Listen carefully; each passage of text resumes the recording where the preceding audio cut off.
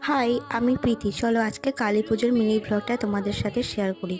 আর সকালে 7টার সময় আমার ছিল কেমিস্ট্রি টিউশন।